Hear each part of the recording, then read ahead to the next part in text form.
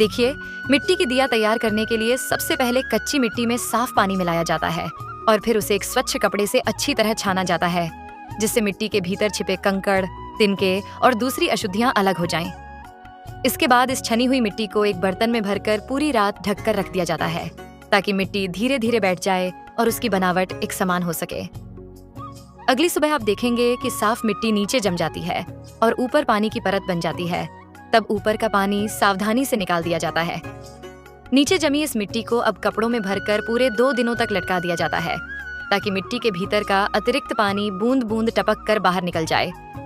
2 दिन बाद जब मिट्टी पूरी तरह हल्की हो जाती है, तब उसे एक बड़े बर्तन में डालकर पैरों से घंटों तक लगातार गूंथा और रौंदा जाता है, जिससे मिट्टी मुलायम, लचीली और टिकाऊ बन सके। अब इस तैयार मिट्टी को चिकने कागज में लपेटकर कसकर बांध दिया जाता है और पूरे 6 महीनों तक सुरक्षित रख दिया जाता है, ताकि मिट्टी पूरी तरह पक जाए और दिया बनाते समय दरार न पड़े। लगभग 6 महीने बाद इस मिट्टी को बाहर निकालकर कुम्हार की चरखी पर रखा जाता है।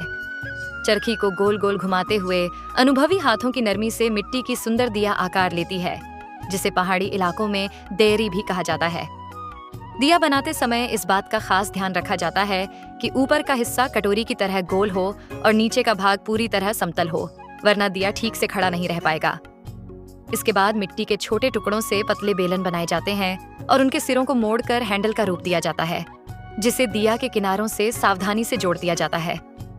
अब इन दियों को खुले आसमान के नीचे प्राकृतिक हवा में सूखने के लिए छोड़ दिया जाता है।